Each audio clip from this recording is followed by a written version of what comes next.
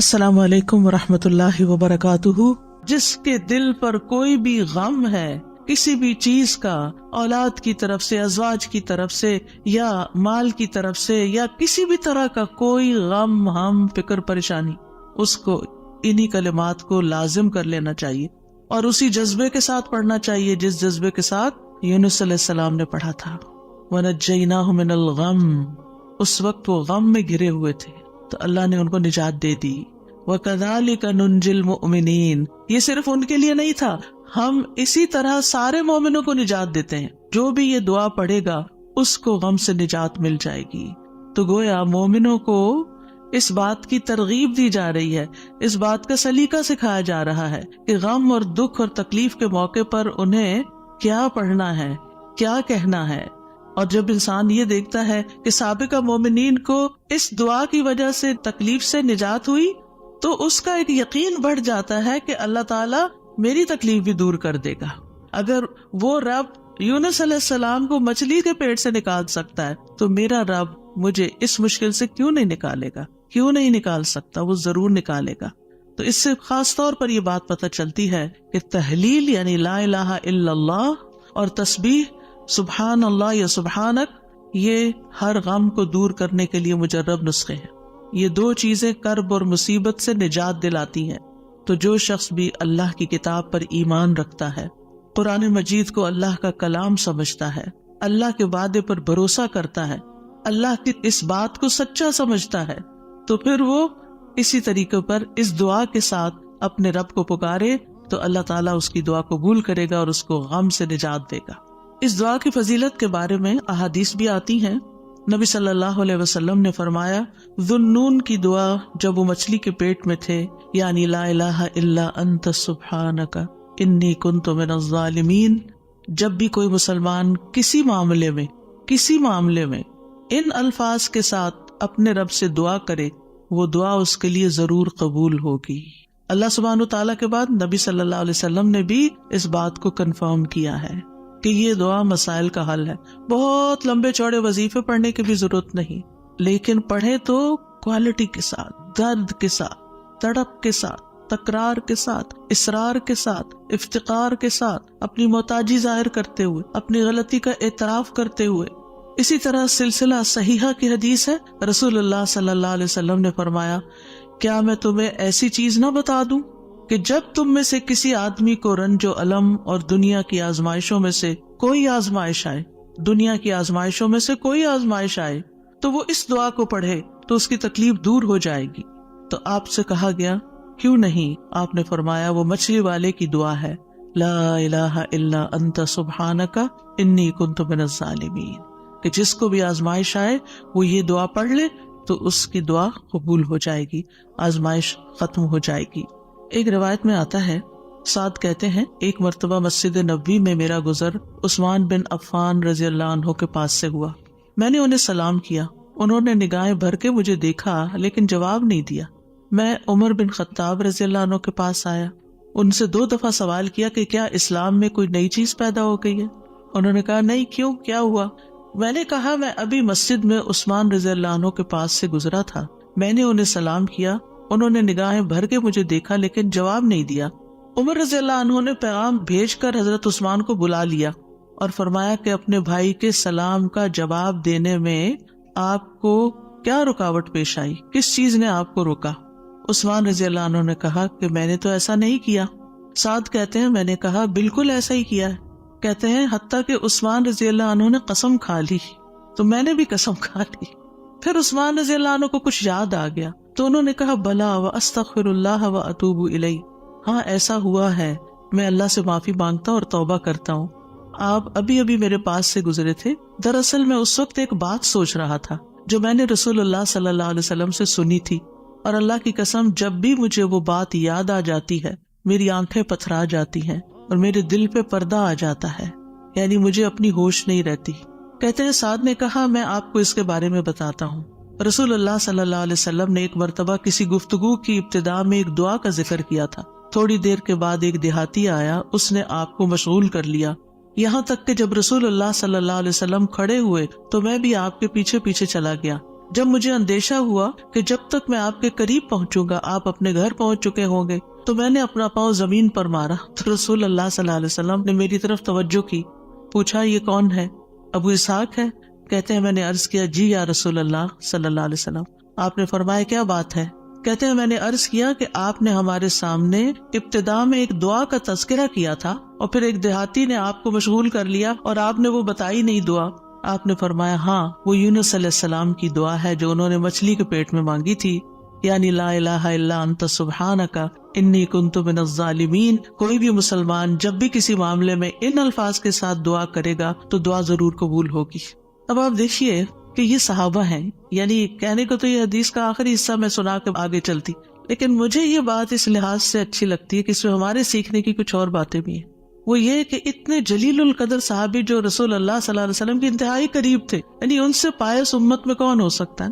حضرت عمر ہو، حضرت عثمان ہو، حضرت علی ہو، حضرت ابوبکر رضی اللہ عنہ ہو، لیکن انسان تھے اور ان پر بھی ایسی غیر معمولی کیفیات آتی تھی کہ وہ اپنی سوچوں میں یا اپنے حالت میں ایسے مشغول ہوتے تھے کہ ان کو سامنے کی چیز نظر نہیں آتی تھی. بعض اوقات ایسا کوئی غم ہوتا ہے، کوئی بات ہوتی ہے، ہو سکتا ہے نبی صلی اللہ علیہ وسلم نے آپ کی آخری وقت کے بارے میں فتنوں کی کوئی پیشن گوئی کی ہو، کیونکہ یہاں بات کا نہیں پتہ چلتا کہ کون سی بات ان کو ہر چیز بلا دیتی تھی. دوسری بات یہ کہ بعض اوقات انسان کا حافظہ ایسے ساتھ چھوڑ جاتا ہے کہ وہ کہتا ہے کہ یہ کام ہوا ہی نہیں. نہ صرف یہ کہ وہ کہتا ہے نہیں، بلکہ اس کے بعد قسم بھی کھا لیتا ہے. اور دونوں صحابہ نے قسم کھا لی. بعد میں احساس ہوتا ہے اوہ ہاں اب یاد آیا. ہو سکتا ہے آپ کے ساتھ کبھی ایسا کوئی مرحلہ ہوا اور اس کے بعد کس قدر شرمندگی ہوئی. پچھلے دنوں میرے ساتھ یہی ایک معاملہ ہوا.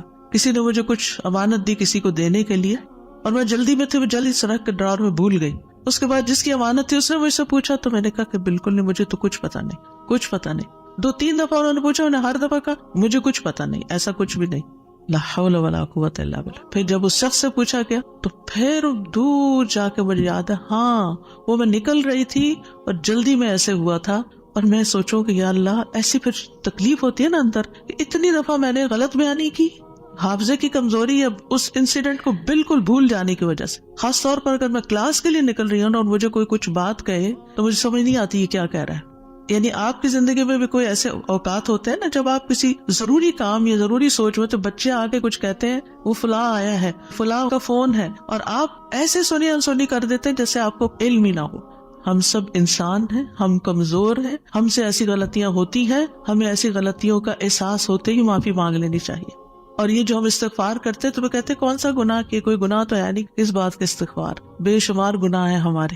اور ہم نے اپنا اعمال نامہ کوئی نہیں دیکھا اب تک کہ جس سے ہمیں یہ پتا چلے کہ وہ مٹ چکے ہیں کہ نہیں مٹ چکے، اور ہمیں اسٹل ابھی اور بھی معافی مانگنے کی ضرورت ہے.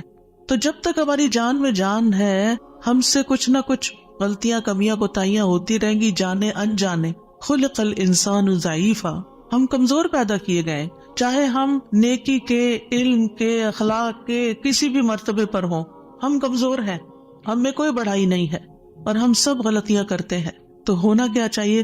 جو ہی یاد آئے غلطی تو غلطی کا اعتراف کر لینا چاہیے، معافی مانگ لینی چاہیے. بندوں سے بھی مانگ لینی چاہیے، اللہ سے بھی معافی مانگ لینی چاہیے، اور پھر اللہ تعالیٰ کی طرف رجوع کرنا چاہیے.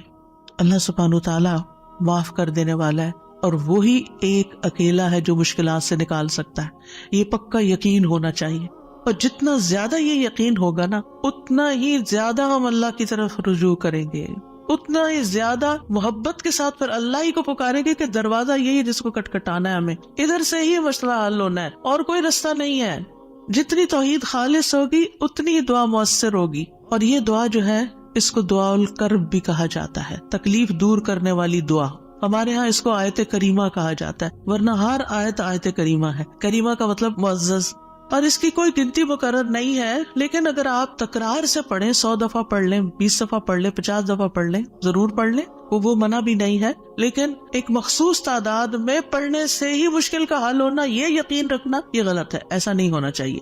تو اس دعا میں پھر دہرا دیتی ہوں کیونکہ اصل سبق یہ ہے جو آپ کو سیکھنا ہے. اور دعا تو آپ کو سب کو آتی، پہلے سے بھی پتا ہے، اور یہ حدیثیں بھی سنی ہوئی ہیں. جس چیز کو پلے باندھنا، جس چیز کو پکڑ کے رکھنا ہے، وہ کیا چیز ہے کہ جس سے یہ دعا اتنی افیکٹو ہے. تو اس میں 4 چیزیں ہیں. ایک ہے توحید، دوسرے ہے اللہ کو ہر عیب اور نقص سے پاک قرار دینا. تیسرے اپنے عبودیت کا اقرار کہ میں بندہ ہوں، غلطیوں والا ہوں. اور چوتھے اپنی غلطی اور کوتاہی کو مان جانا، اپنی غلطی کا اعتراف کرنا. جس بندے کے اندر یہ 4 چیزیں ہوں گی، جس دعا میں یہ 4 چیزیں آ جائیں گی، انشاءاللہ وہاں مسائل حل ہو جائیں گے. اور پھر آپ دیکھیے کہ انسان کا نفس جو ہے نا، ایک دم ذرا سی بھی کوئی اس کو چیز ملے، کچھ حاصل ہو تو ایک سرکشی کا شکار ہو جاتا ہے، تکبر اور غرور میں آ جاتا ہے. تو اپنے آپ کو تکبر اور غرور سے نجات دینا ہے، کیونکہ کچھ لوگوں کا خیال ہوتا ہے کہ I am very important and I can do every thing, اور میں سب کچھ کر سکتا ہوں، اور سیلف ریلائنس ہوں، میں سیلف میڈ ہوں، اور پتہ نہیں کیا کیا اپنے بارے میں جھوٹی توقعات اور اپنے آپ کو بڑھا چڑھا کے پیش کرنا اور اپنے آپ کو بڑی چیز سمجھنا. یہ چیزیں اللہ تعالیٰ کو پسند نہیں. لیکن افسوس یہ کہ یہاں کے کلچر کی وجہ سے یہ چیزیں ہمارے بچوں کے اندر اتنی انسٹل ہو گئی ہیں کہ وہ ایک ایروگنس کے لیول تک بعض اوقات اخلاق پہنچ جاتا ہے، جو کہ انتہائی خطرناک ہے. تو بچوں کی تربیت میں یہ ایلیمنٹ یاد رکھیں کہ ان کو کانفیڈینس دیں کہ یو کین ڈو، آپ ٹرائی کرو، آپ کر سکتے ہو. اللہ نے آپ کو یہ اور یہ اور یہ دیا، نعمتوں کو یاد کرائیں، لیکن اس کی ایک لکیر کھینچے، اس سے آگے نہیں جائیں. یو آر ناٹ ایوری تھنگ. کرنے والا اللہ ہے، انسان صرف اسباب اختیار کرتا ہے، لیکن ساری طاقت لا حول ولا قوت الا باللہ. اور پھر یہ کہ اللہ تعالیٰ کی جو خالق کی عظمت ہے اور اس کی جو اہمیت ہے ہماری زندگی میں، اس کا اظہار اور اقرار کرنا اور اس کو پاک قرار دینا اور اس سے ظلم کی نفی کرنا کہ آپ ظالم نہیں، میں ظالم ہوں، انی کنت من الظالمین، اور غلطیاں میری ہیں، یہ بہت ضروری ہے. جہاں تک غم اور پریشانی کا تعلق ہے زندگی میں، تو یاد رکھیے کہ غمگین رہنا ایمان کی علامت نہیں. ٹھیک ہے، یعنی ہر وقت غمگین نہیں رہنا چاہیے. غم ایمان کے مراتب میں سے نہیں. ابن قیم رحمہ اللہ کہتے ہیں، جان لیں غم راستے کی رکاوٹوں میں سے ہے. یعنی اللہ کی طرف جانے والا جو راستہ ہے، سالک کہتے ہیں نا جانے والے کو، آپ نے سنا ہوگا لفظ سالک. تو اللہ کی طرف جانے والا جو راستہ ہے، غم اس راستے کی رکاوٹ ہے. غم آپ کی ہمت، طاقت، صلاحیت کو کم کرتا ہے، آپ کی عبادت میں رکاوٹ ڈالتا ہے. آپ نماز شروع کر لیتے ہیں، آپ کو پتہ ہی نہیں ہوتا کہ کیا پڑھ رہے ہیں. آپ دعا مانگنے لگتے ہیں، آپ کا دل اڑا ہوا ہوتا ہے، آپ کو سمجھ نہیں آتی آپ کیا بول رہے ہیں. تو غم سے ہمیشہ پناہ مانگے کہ ہم پر غم نہ آئے. وہ کہتے ہیں یہ ایمان کے مراتب اور مقامات میں سے نہیں، اور نہ ہی اللہ کے راستے پر چلنے والوں کی منازل میں سے ہے. یہی وجہ ہے کہ اللہ نے کسی ایک جگہ پر بھی غم کرنے کا حکم نہیں دیا. صبر کا حکم دیا، شکر کا حکم دیا، توکل کا دیا، لیکن غم کرنے کا حکم نہیں دیا کہ غم کرو، غمگین رہو. اور نہ ہی غم کی کہیں تعریف فرمائی ہے، بلکہ غم سے منع کیا ہے. غم مصیبتوں میں سے ایک مصیبت ہے، اور ہمیں دعا کرتے رہنا چاہیے کہ اللہ تعالیٰ اس مصیبت کو ہم سے دور ہی رکھے. یہی وجہ ہے کہ جنتی لوگ جنت میں پہنچ کر کیا کہیں گے؟ الحمدللہ الذی اذہب عنا الحزن. سب تعریف اللہ کے لیے ہے جس نے ہم سے غم دور کر دیا. یعنی جنتی جنت میں جا کر جس چیز سے خوش ہوں گے وہ کیا کہ جنت میں غم نہیں ہے، کوئی پریشانی نہیں ہے. اللہ سبحانہ و تعالیٰ بندے کو غمگین ہونے سے منع فرماتا ہے. سورۃ آل عمران میں جنگ احد کے سلسلے میں اللہ تعالیٰ فرماتے ہیں اذ تسعدون ولا تلوون علی احد والرسول يدعوكم في اخراكم فاصابكم غما بغم لكي لا تحزنوا على ما فاتكم ولا ما اصابكم والله خبير بما تعملون. اور وہ وقت یاد کرو جب جنگ احد میں تم بھاگے چلے جا رہے تھے اور کسی کی طرف مڑ کر بھی نہ دیکھتے تھے، حالانکہ اللہ کا رسول تمہیں پیچھے سے بلا رہا تھا. پھر اللہ نے تمہیں رنج پر رنج دیے تاکہ تم ایسی بات پر غم نہ کرو جو تمہارے ہاتھ سے نکل جائے، اور نہ ایسی مصیبت پر غم کرو جو تم پہ نازل ہو. اور جو کام بھی تم کرتے ہو اللہ ان سے خوب واقف ہے. یعنی یہ ٹریننگ ہو رہی تھی. یعنی ایک کے بعد ایک صدمہ کیوں آیا؟ تاکہ غم زندگی سے نکل لی جائے. پھر فرمایا وَلَا تَهِنُوا وَلَا تَحْزَنُوا وَأَنْتُمُ الْأَعْلَوْنَ إِن كُنتُم مُؤْمِنِينَ. اتنی تکلیف اٹھا کے، سب سے بڑی تکلیف مسلمانوں کے لیے کیا تھی کہ نبی صلی اللہ علیہ وسلم کا دانت مبارک شہید ہو گیا تھا اور آپ کو چوٹ لگی تھی اور آپ گر پڑے تھے. تو یہ بہت بڑا صدمہ تھا. 70 لوگ شہید ہو چکے تھے، گھر گھر میں آفت آ گئی تھی. لیکن اتنے بڑے صدمے کے بعد بھی اللہ تعالیٰ کا حکم کیا ہے؟ وَلَا تَهِنُوا وَلَا تَحْزَنُوا. غمگین مت رہو، غم نہیں کرو. غم کا موقع ہے، غم کی بات ہے، لیکن فرمان نہیں، غم نہیں کرنا، کیونکہ غم انسان کو کھوکھلا کر جاتا ہے، غم انسان کو کمزور کر جاتا ہے. تمہیں تو آئندہ ابھی اور مقابلے کرنے ہیں، اور اگر تم غم منانے بیٹھ گئے تو ہمت، جرت، سب کچھ چلا جائے گا. بزدل ہو جاؤ گے. غم ایک مصیبت نہیں، غم مصیبتوں کی لائن لے کے آتا ہے، ایک کے بعد ایک مصیبت اس کے ساتھ چلی آتی ہے، اس لیے غمگین نہیں ہونا. موسیٰ علیہ السلام کی والدہ نے جب موسیٰ علیہ السلام کو چھوڑنا تھا دریا میں تو اللہ تعالیٰ نے ان کی طرف الہام کیا کہ بچے کو دودھ پلاتی رہو ابھی، پھر جب تجھے اس کے قتل کا خوف ہو تو اسے دریا میں ڈال دینا. اور کیا کرنا؟ ولا تخافی ولا تحزنی، نہ خوف کرنا نہ غم کرنا. اللہ اکبر. کوئی بھی ماں جس کا بچہ چھوٹا ہو وہ تو کسی دوسرے کے ہاتھ میں بھی بچے کو دیتے ہوئے خوف اور غم کا شکار ہوتی ہے. خوف کیا ہوتا ہے؟ پتہ نہیں گرا ہی نہ دے بچے کو، اور غم کیا ہوتا ہے کہ جدائی ہو گئی ہے بچے سے، پتہ نہیں کیا سکھا دیں اس کو، پتہ نہیں کیسے پیش آئے اس سے. تو ماں اگر اپنا بچہ کسی اور کو دیتی ہے تو غمگین ہوتی، کہاں یہ ہے کہ باسکٹ میں ڈال کے دریا میں ڈال دو، اور ساتھ اللہ کا حکم خوف اور غم کرنا ہی نہیں. اب بتائیں کیا کرے، کیسے دل کو تھامے؟ یہی اصول سیکھ لے زندگی کے لیے. جہاں کہیں غم پاس آئے، کہیں رونا آئے، کہیں دکھی ہو، اللہ تعالیٰ کا یہ فرمان یاد کر لیں. اور ہے بھی عورت کے لیے، وَلَا تَخَافِي وَلَا تَحْزَنِي، اپنے آپ کو خود یاد کرائیں. وَلَا تَخَافِي وَلَا تَحْزَنِي کہتی رہیں، وَلَا تَخَافِي وَلَا تَحْزَنِي، نہ خوف کرو نہ غم کرو، اللہ ہے نا، اللہ مشکل آسان کر دے گا. جس چیز پر بھی تکلیف غم ہوتا ہے اللہ تعالیٰ دن بدلیں گے، یہ سارے حالات بدل جائیں گے. اب اگر اپنے ماضی کو دیکھیں، کتنے ہی واقعات ایسے ہوئے جن پہ آپ بے حد غمگین ہوئے، پھر ابھی کیوں نہیں ہو رہے؟ تو گزر گیا نا. تو اگر اس وقت بھی تھوڑا کنٹرول کر لیتے تو اچھا ہی تھا. کیونکہ یہ جو سٹریس ہوتا ہے نا، اور یہ غم اور خوف کا مجموعہ سٹریس پھر بن جاتا ہے. اور یہ جو سٹریس ہوتا ہے نا، یہ انسان کو بیمار کر دیتا ہے، فزیکلی بھی کمزور کرتا ہے، اور ایمانی اعتبار سے بھی کمزور کرتا ہے، روحانی اعتبار سے کمزور کرتا ہے. انسان کا دل کمزور ہو جاتا ہے، چھوٹی سی بات سنتا ہے تو اس کے حواس باختہ ہو جاتے ہیں، کسی بھی چیز کا مقابلہ نہیں کر پاتا. تو اللہ سبحانہ وتعالیٰ نے ان کو کہا غم نہ کرو، بے شک ہم اسے تیرے پاس واپس لانے والے ہیں، واپس تمہارے پاس آئے گا. اور آپ اپنا بچہ کسی کو بھی دیتے ہیں تو واپس آپ ہی کے پاس آتا ہے، اور اسے رسولوں میں سے بنانے والے، اللہ یہ کہ اللہ اپنے پاس بلا لے، پھر تو ہم سے زیادہ اللہ کا ہے نا. انا للہ و انا الیہ راجعون. نبی صلی اللہ علیہ وسلم نے غار ثور میں کیا کیا تھا؟ اذ ہما فی الغار اذ یقول لصاحبہ لا تحزن، غم نہیں کرنا، ان اللہ معنا. یعنی کس طرح بے یار و مددگار انسان ایک ایسی جگہ پر ہو جہاں ساری قوم دشمن بنی ہوئی ہو اور پھر بھی غم نہ کرے، سارے ساتھ چھوڑ دے، الٹا مخالفت کرے، جان کے دشمن بن، پھر بھی غم نہیں کرو، غم نہیں کرو. اور حضرت ابوبکر تو نبی صلی اللہ علیہ وسلم کے لیے غمگین ہو رہے تھے نا. ابن قیم کہتے ہیں 4 چیزیں جسم کو برباد کر دیتی ہیں: پریشانی، غم، بھوک اور بیداری. پریشانی اور غم پختہ عزم کو کمزور کر دیتے ہیں اور دل میں کمزوری پیدا کر دیتے ہیں، اور بندے اور اس کے کاموں میں محنت کرنے کے درمیان رکاوٹ بن جاتے ہیں جو کام اس کے لیے مفید ہوتے ہیں. یعنی آپ پروڈکٹیو نہیں رہتے، اور یہ سفر کا راستہ کاٹ دیتے ہیں.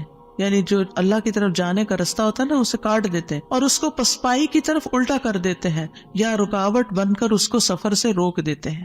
یعنی وہ اللہ کی طرف جانا ہی بند کر دیتا ہے. یعنی ایک شخص اچھا بھلا کچھ سیکھ رہا ہوتا ہے، کلاسز جوائن کی بھی ہوتی ہے، کوئی کام کر رہا ہوتا ہے، یا کسی بات سے غمگین ہو جاتا ہے، جانا ہی چھوڑ دیتا. ابھی کیوں نہیں آ رہے؟ بس ڈپریشن کا شکار ہے، کہیں جانے کو دل نہیں کرتا. آپ اچھا بھلا ایک کام کر رہے تھے، آپ بیکار ہو کے بیٹھ گئے، کیا یہ نقصان نہیں ہے؟ اور اس غم کی حالت میں انسان کی عقل ایسے ماری جاتی کہ اس کو اپنا نقصان بھی نہیں سمجھ آتا کہ یہ میں اپنا ہی نقصان کر رہا ہوں، اپنے آپ کو کھا رہا ہوں. غم کیا ہے؟ خود کو کھانا.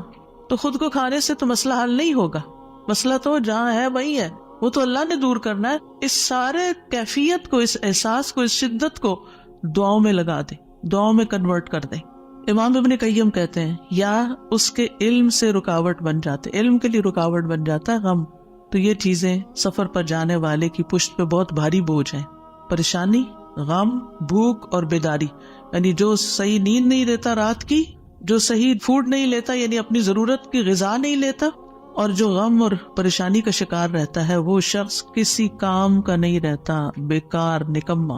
اور آپ دیکھیں جب انسان بیکار ہوتا ہے نا، جو کوئی کام کا نہیں ہوتا، کسی کی خدمت اور مدد میں نہیں ہوتا، وہ تنہا ہو جاتا ہے، اس کی کوئی قدر و قیمت نہیں رہتی، کوئی اس کو لک فارورڈ نہیں کرتا، کوئی اس سے محبت نہیں کرتا. بیکار انسان اپنی قدر گنوا دیتا ہے. وہ کہتے ہیں پنجابی کا محاورہ ہے، چم نہیں کم پیارا. چم کا مطلب ہوتا ہے چمڑا، اسکن. یعنی اگر آپ کی اسکن بڑی گلو کر رہی ہے تو وہ کسی کو اچھی نہیں لگے گی. آپ جتنا چاہیں میک اپ لگا کے خوبصورت بن کے آ جائیں، لیکن اگر آپ کام کے بندے ہیں نا، کسی کے آپ کام کرتے ہیں، آپ پروڈکٹیو ہیں، آپ کسی کے مددگار ہیں، تو ہر کوئی آپ سے پیار کرے گا. یہ ایک اصول، ایک فطرت کی بات ہے. چاہے اپنے بچے ہی کیوں نہ ہو، اگر وہ بیکار رہنے کے عادی ہو گئے ہیں تو آپ دن رات ان پہ غصہ کرتے ہیں کہ تم سست ہو، تم بیکار ہو، تم کسی کام کے نہیں ہو.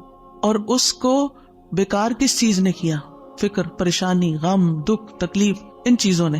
تو ان کا علاج کرنا ہوگا. ابراہیم بن ادم کہتے ہیں غم دو طرح کے ہوتے ہیں، ایک غم تمہارے حق میں ہے اور ایک غم تمہارے خلاف ہے. پس وہ غم جو تمہارے حق میں ہے وہ آخرت کے بارے میں غم کرنا ہے. سارے غموں کو ایک میں ڈھال لے، اور وہ ہے آخرت کا غم کہ وہاں میرا کیا ہوگا، کیا میں جنت میں جا سکوں گی یا نہیں. وہ کہتے ہیں کہ ایک غم تمہارے حق میں ہے، وہ آخرت کے بارے میں غم کرنا اور اس کی خیر و برکات کے بارے میں غم کرنا ہے. اور وہ غم جو تمہارے خلاف ہے وہ دنیا اور اس کی زینت کے بارے میں غم کرنا ہے، دنیا کے فائدوں کے بارے میں غم کرنا کہ کوئی چیز چلی گئی. اور دنیا کی زینت کیا ہے؟ مثلا اپنی جوانی، اپنا حسن، یہ ساری چیزیں کیا ہے وقت کے ساتھ ساتھ ڈھل جاتی ہیں. پھر کچھ لوگ اس پر غم لگا بیٹھتے ہیں کہ ہم پہلے سے خوبصورت نہیں رہے، پہلے سے اسمارٹ نہیں رہے، پہلے سے ایکٹیو نہیں رہے.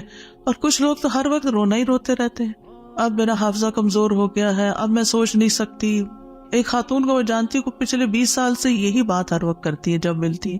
اتنی بیزاری ہوتی ہے ایسی باتیں سن کے، کیونکہ جب آپ ایسی باتیں کرتے رہتے ہیں نا تو اس سے آپ دوسروں کو بیزار کرتے ہیں اور اپنی قدر کھوتے ہیں کہ اچھا اب یہ بندہ بیکار ہو گیا ہے، اب یہ کام کا نہیں رہا، چھوڑو اس کو. ہم کیا چاہتے ہیں؟ ہمدردی لینا دوسرے سے، یہ کہہ کے کہ میں کمزور ہوں، بیمار ہوں. ہم سمجھتے دوسرے ہمدردی کریں، ایک دن کریں گے، 2 دن کریں گے، پھر کیا ہوگا؟ ہر وقت تھوڑی کریں گے. ہر وقت ہائے ہائے کرتے رہنے سے آپ دوسروں کو بیزار کرتے ہیں. المؤمن القوی خیر و احب الی اللہ من المؤمن الضعیف. قوی مومن، طاقتور مومن بہتر ہے، اچھا ہے، خیر ہے، اور اللہ کو زیادہ پیارا ہے کمزور مومن سے. اب آپ اللہ کے پیارے بننا چاہتے ہیں یا نہیں؟ بننا چاہتے ہیں تو بہادر ہو جائیں، ہوشیار ہو جائیں، غموں کا رونا اتار پھینکیں.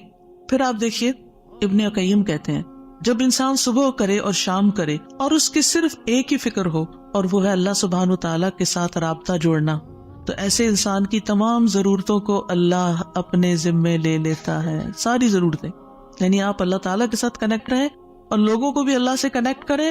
آپ کے کام اللہ کے ذمہ، اور اللہ تعالیٰ اس سے ہر پریشان کرنے والے کام کا ضامن ہو جاتا ہے. سبحان اللہ، کتنی بڑی بات ہے. اور اس کے دل کو اپنی محبت کے لیے، اس کے زبان کو اپنے ذکر کے لیے اور اس کے اعضاء کو اپنی اطاعت کے لیے فارغ کر دیتا ہے.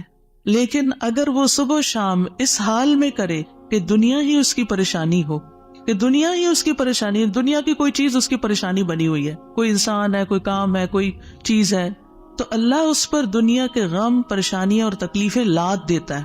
ایک پریشانی ہے نا، ایک اور آ جائے گی، ایک اور آ جائے گی، اور آ جائے گی، کٹھی ہو جائے گی. اس کو اس کے نفس کے حوالے کر دیتا ہے. تو اللہ اس کے دل کو اپنی محبت سے ہٹا کر مخلوق کی محبت میں مشغول کر دیتا ہے. یہ بھی ایک سزا ہوتی ہے کہ انسان انسانوں کی محبت کا قیدی ہو جاتا ہے. ان کی خوشی سے انسان خوش، ان کے غم سے انسان غمگین. اس کی اپنی کوئی زندگی نہیں، اس کے اپنے پاس خوش ہونے کے لیے کوئی چیز ہی نہیں، اور اس کی زبان کو اپنے ذکر سے ہٹا کر لوگوں کے ذکر کے ساتھ مشغول کر دیتا ہے. پھر وہ لوگوں کی باتیں کرتا رہتا. وہی کتنی بیزاری ہوتی ہے نا جب لوگ لوگوں کی کوئی خراب باتیں آپ سے کریں، کسی کے عیب کھول لیں آپ کے سامنے، کسی کی غیبت کریں، کسی کے الزام تراشی کریں، یا اپنی لڑائی جھگڑوں کو اس طرح ذکر کریں. یہ کوئی خوشگوار گفتگو تو نہیں ہوتی. تو یہ بھی سزا کی ایک قسم ہوتی کہ ہر وقت انسان اس قسم کی باتیں کرتا رہے اور اس کے اعضاء کو اپنی اطاعت سے ہٹا کر لوگوں کے کاموں میں مشغول کر دیتا ہے. انبیاء کا خاص وصف یہ تھا کہ وہ آخرت کو ہر وقت یاد رکھتے تھے اور ہر معاملے کو اسی کو پیش نظر رکھ کے نبھاتے تھے. ان کے بارے میں آتا ہے انا اخلصناہم بخالصۃ ذکر الدار، بے شک ہم نے انہیں ایک خاص صفت کے ساتھ چن لیا جو اصل گھر کی یاد ہے. یعنی وہ آخرت کو یاد کرتے رہتے ہیں، ان کا غم آخرت کے بارے میں ہے. سورۃ الانبیاء میں ہی آتا ہے انہم کانوا یسارعون فی الخیرات ویدعوننا رغبا ورہبا وکانوا لنا خاشعین. یقیناً وہ نیکیوں میں جلدی کرتے تھے اور ہمیں رغبت اور خوف سے پکارتے تھے اور ہمارے لیے عاجزی کرتے تھے. سفیان ثوری کہتے ہیں وکانوا لنا خاشعین کے بارے میں کہ غم ان کے دلوں میں پھیل کر ان کو پگلانے والا ہوتا ہے، یعنی اللہ کے حضور جھکانے کے لیے. آخرت کا غم انہیں اللہ کی طرف مائل کرتا ہے، کیونکہ مالک یوم الدین بھی تو وہی ہے نا، فیصلہ بھی قیامت کے دن اسی کے ہاتھ میں ہے. لہٰذا فکر اس بات کی ہونی چاہیے کہ وہ ہمارے حق میں کیسے فیصلہ کرے گا. اللہ کرے کہ رحمت والا معاملہ فرمائے۔ صحابہ بھی آخرت کا غم ہی لگائے رکھتے تھے۔ عبد الرحمن بن عوف کے پاس کھانا لایا گیا، وہ روزے سے تھے۔ انہوں نے کہا مصعب بن عمیر شہید کیے گئے، وہ مجھ سے بہتر تھے، انہیں جس چادر کا کفن دیا گیا اس سے ان کا سر چھپاتے تو پاؤں نکل آتے، پاؤں چھپاتے تو سر کھل جاتا۔ پھر ہمارے لیے دنیا کشادہ کر دی گئی، ہمیں تو یہ ڈر ہے کہ کہیں ہماری نیکیوں کا بدلہ ہمیں اس دنیا میں ہی نہ مل جائے۔ اور پھر آپ رو پڑے، کھانا بھی چھوڑ دیا۔ حسن بصری کا حال یہ تھا کہ جب بھی ان سے ملاقات ہوتی ایسا لگتا کہ ابھی کوئی مصیبت آئی، یعنی آخرت کی فکر اتنی کرتے تھے۔ نظر کہتے ہیں میں عمر بن عبدالعزیز کے پاس گیا تو وہ رونے کے قریب تھے، ہمیشہ آہیں بھرتے رہتے تھے، گویا ساری مخلوق کا غم انہی کو ہے، حالانکہ ان کو آخرت کی فکر ہوتی تھی۔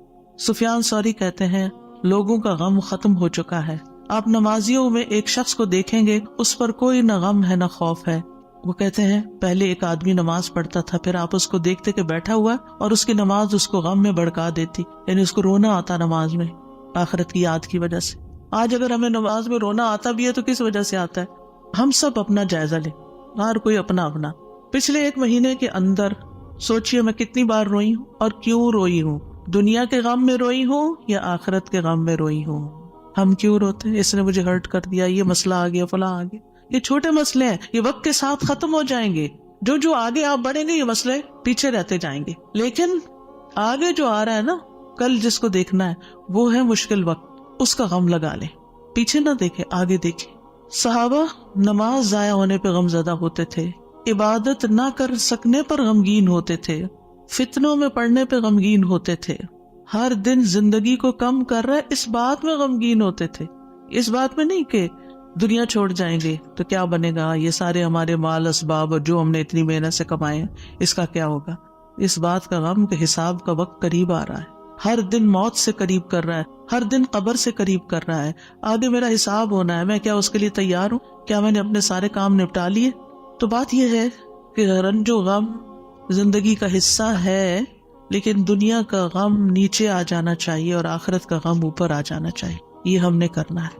اور دنیا کے غموں سے بچنے کے لیے سب سے پہلے توحید کا یقین، اللہ کی طرف رغبت، تقدیر پر یقین کہ جو تکلیفیں آ رہی ہیں نا یہ تقدیر کا حصہ ہیں، ان کو ایکسپٹ کر لیا جائے۔ اب ایسا ہونا تو ہو گیا نا، اب جو نئی زندگی اس میں ایڈجسٹ کیا جائے، اللہ سے اچھا گمان رکھا جائے، پھر ہم و غم ملنے پر اجر پر نظر رکھی جائے۔ جب کوئی تکلیف پیش آئے کسی بھی قسم کی، کوئی رکاوٹ، تکلیف، دکھ، پریشانی، تو اس پر جو اجر ملتا ہے انسان کو اس کو اپنے سامنے رکھے انسان۔ حدیث میں آتا ہے رسول اللہ صلی اللہ علیہ وسلم نے فرمایا کسی مومن آدمی کو جب بھی کوئی تکلیف یا کوئی بیماری یا رنج، یہاں تک کہ اگر اسے کوئی فکر ہو تو اس کے گناہوں کا کفارہ ہو جاتا ہے۔ ایک اور روایت میں آتا ہے یہاں تک کہ جو چوٹ اسے لگتی ہے یا کوئی کانٹا چبھتا ہے وہ بھی اس کے گناہوں کا کفارہ ہوتا ہے۔ اور ویسے بھی وہ حدیث تو بارہا آپ نے سنی کہ انسان کا درجہ اللہ کے ہاں بلند لکھا ہوتا ہے اس کی قسمت میں، لیکن اس کے عمل تھوڑے ہوتے ہیں، تو اللہ تعالیٰ اس کو کسی مشکل میں ڈالتا ہے تاکہ صبر کر کے بلند درجے تک پہنچ جائے۔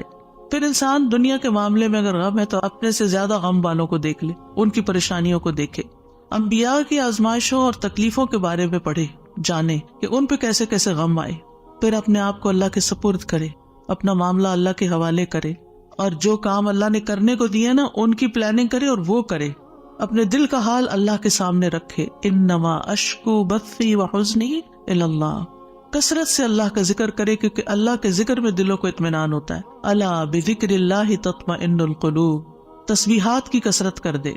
نبی صلی اللہ علیہ وسلم نے فرمایا جو اپنے مال کو خرچ کرنے سے بچائے، دشمن سے مقابلہ کرنے سے ڈرے، رات سے خوف کھائے کہ وہ اس کو پریشان کرتی ہے، تو وہ اس قول کی کثرت کر دے سبحان اللہ والحمد للہ ولا الہ الا اللہ واللہ اکبر، اور اگر ولا حول ولا قوت الا باللہ بھی پڑھ لے تو اس کا اپنا فائدہ ہے الگ سے۔ پھر یہ کہ اپنے فرائض اور اپنی ذمہ داریوں کو پورا کرے انسان۔ بہت دفعہ انسان کی بیکاری اس کو غمگین کرتی ہے، کرنے کا کوئی کام نہیں ہے، فارغ ہے، کوئی مقصد نہیں زندگی میں، کوئی منزل نہیں، کچھ اچیو کرنے کو نہیں، دن آتا ہے چلا جاتا ہے، تو یہ چیزیں بھی انسان کو پریشان رکھتی ہیں۔ جب آپ کی گول سیٹنگ ہوگی ہر روز کی، صبح سویرے اٹھتے ہی اور ارلی مارننگ کام شروع کر دیں گے تو پریشانیاں بھاگ جائیں گی، ان کو آپ کے پاس آنے کا وقت نہیں ملے گا کیونکہ آپ مصروف ہیں، آپ ان کو ٹائم نہیں دیں گے کیونکہ آپ کے پاس اور کام ہے۔ لیکن جب آپ فارغ ہوتے ہیں تو وہ آ جاتی ہیں آپ کا دل اڑانے۔ پھر نماز سے مدد حاصل کرنا، وَاسْتَعِینُوا بِالصَّبْرِ وَالصَّلَاةِ، انبیاء گھبراہٹ میں نماز کی طرف لپکتے تھے، اور جو نماز چھوڑ دیتا ہے اللہ کی مدد اس سے چھٹ جاتی. تو نماز کی پابندی، صدقہ کرنا، صدقات انسان کے غموں کو دور کرنے کا باعث ہے. اللہ تعالیٰ فرماتے ہیں الذین ينفقون اموالهم باللیل والنہار سرا وعلانیہ فلہم اجرہم عند ربہم ولا خوف علیہم ولا ہم یحزنون. جو لوگ دن رات کھلے چھپے اپنا مال خرچ کرتے ہیں انہیں اپنے رب سے اس کا اجر ضرور مل جائے گا. ایسے لوگوں کو نہ کچھ خوف ہوگا نہ وہ غمگین ہوں گے. پھر اسی طرح دین پر استقامت غم اور خوف کو دور کرتی ہے. دین کے کاموں میں جمے رہیں. ان الذین قالوا ربنا اللہ ثم استقاموا فلا خوف علیہم ولا هم یحزنون. یقیناً وہ لوگ جنہوں نے کہا کہ اللہ ہمارا رب ہے پھر اس پر خوب قائم رہے، ان پر نہ کوئی خوف ہوگا نہ وہ غمگین ہوں گے. پھر حالات سے کمپرومائز کرنا، حالات سے راضی رہنا. جیسے ابراہیم علیہ السلام حضرت ہاجر کو جب چھوڑ گئے مکہ کی وادی میں تو وہ پریشان ہوئی کہ میں اکیلی، میرا بچہ اکیلا، ہم یہاں کیا کریں گے، نہ کھانا نہ پینا نہ کچھ. تو دوڑتی ہوئی حضرت ابراہیم کے پیچھے آئیں. جب وہ واپس جا رہے تھے تو ان سے پوچھا اللہ ہمارا کب یاد، اللہ نے آپ کو اس کا حکم دیا کہ ہمیں یہاں اکیلے چھوڑ دیں؟ تو ابراہیم علیہ السلام نے اس بات میں سر ہلایا، کہنے لگی پھر اللہ تعالیٰ ہمیں تنہا نہیں چھوڑے. اگر اللہ کا حکم ہے نا تو ٹیک کیئر کر لے گا.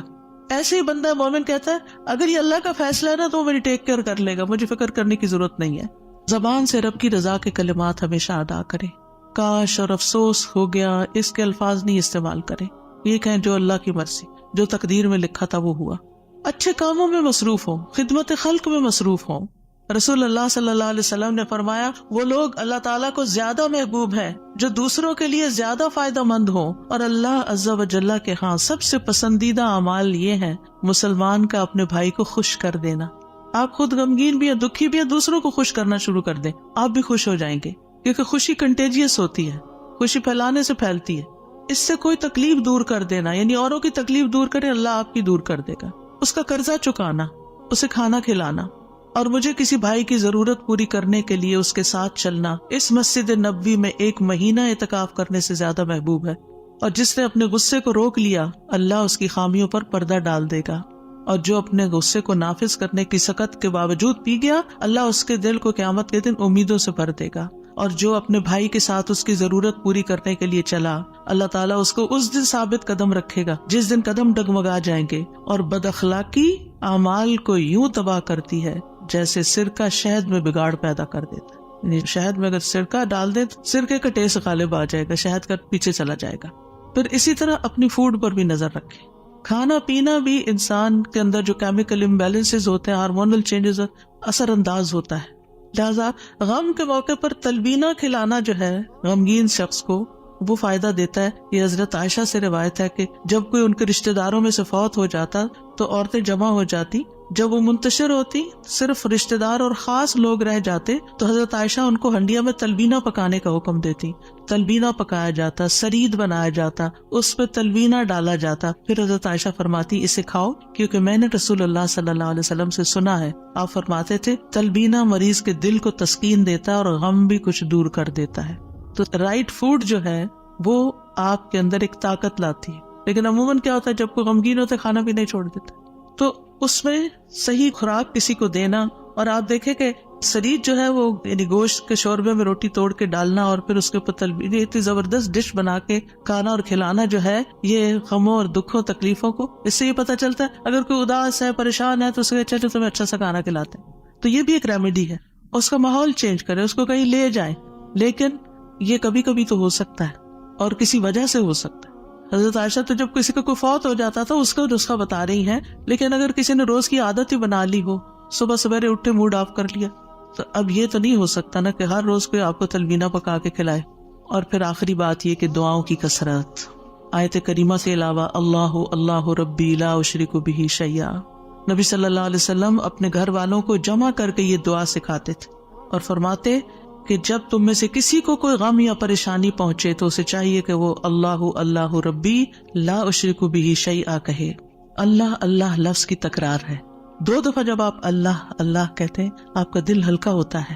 پھر رب کی صفت کا ذکر ہے، اس میں توحید کا اقرار ہے، اور خالص نیت سے یہ پڑھے تو غم اور تنگی دور ہوگی انشاءاللہ. پھر یا حی یا قیوم برحمتک استغیث، یہ پریشان کن معاملات میں مانگی جانے والی دعا ہے. اس میں اللہ تعالیٰ کا اسم اعظم ہے. اس میں اللہ تعالیٰ کی دو صفات کے ساتھ، دو ناموں کے ساتھ وسیلہ پکڑا گیا ہے، الحی القیوم، اور بہترین وسیلہ جس کے ساتھ دعا کی جائے وہ اللہ کے نام ہے، اللہ تعالیٰ کی صفات ہے۔ پھر ایک اور دعا ہے، اللہم رحمتک ارجو فلا تکلنی الی نفسی طرفۃ عین واصلح لی شأنی کلہ لا الہ الا انت۔ اے اللہ میں تیری رحمت کا امیدوار ہوں، تو مجھے آنکھ جھپکنے تک کے لیے میرے نفس کے حوالے نہ کرنا، اور میرے سارے معاملات درست فرما دے، تیرے سوا کوئی معبود نہیں۔ یہ مصیبت زدہ کی دعا ہے۔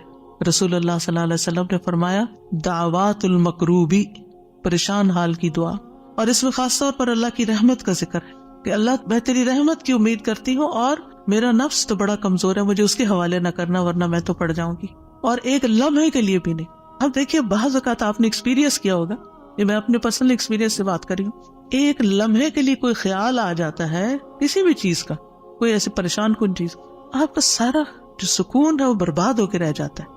تو میں سب سوچتی ہوں کہ یہ شیطان تھا جس نے وار کیا ہے تاکہ اس بندے کا جو اطمینان قلب اور سکون اور خشوع اور سب برباد ہو، یعنی وہ ایسے تیر چلاتا ہے جیسے، فوراً یہ دعا پڑھے۔ تو نبی صلی اللہ علیہ وسلم تکلیف آنے پر یہ دعا پڑھتے، لا الہ الا اللہ العظیم الحلیم، لا الہ الا اللہ رب العرش العظیم، لا الہ الا اللہ رب السماوات ورب الارض ورب العرش الکریم۔ اس میں اللہ سبحانہ وتعالیٰ کے نام کے علاوہ العظیم اور الحلیم اور رب العرش العظیم اور رب العرش الکریم کی اور رب السماوات والارض کی بات کی گئی ہے، یعنی اللہ تعالیٰ کی صفات کو بیان کیا گیا ہے، اور پھر توحید کا اقرار ہے۔ توحید کا اقرار غموں کو دور کرنے کا باعث ہے کہ میرے لیے اللہ کافی ہے، حسبی اللہ ونعم الوکیل، اللہ کافی ہے میرے لیے۔ پھر اللہم انی اعوذ بک من الہم والحزن والعجز والکسل والبخل والجبن وضلع الدین وغلبۃ الرجال۔ اے اللہ میں تیری پناہ میں آتا ہوں دکھ، غم، عاجزی، سستی، بخل، بزدلی، قرضداری کے بوجھ اور لوگوں کے اپنے اوپر غلبے سے۔ نبی صلی اللہ علیہ وسلم سفر میں کثرت سے یہ دعا پڑھتے کیونکہ سفر میں یہ ساری چیزیں آ جاتی ہیں نا اکٹھی ہو کے، اور پھر آپ دیکھیں کہ غم ماضی کا ہوتا ہے، فکر مستقبل کی ہوتی ہے، اور پھر بے بسی اور کمزوری اور کچھ کرنے کو دل نہ چاہنا اور کسی کی مدد نہ کرنا اور ہر چیز سے ڈرنا، بزدلی دکھانا اور لوگوں کا چڑھائی کر دینا آپ پر، یہ ساری چیزیں وبال ہیں، ان سے بچنے کے لیے دعا کرنی چاہیے۔ اور پھر اگر مستقل طور پر دل پریشان رہتا ہے تو اللہم انی عبدک وابن عبدک وابن امتک ناصیتی بیدک ماض فی حکمک عدل فی قضاؤک اسألک بکل اسم هو لک سمیت به نفسک او انزلتہ فی کتابک او علمتہ احدا من خلقک او استأثرت به فی علم الغیب عندک ان تجعل القرآن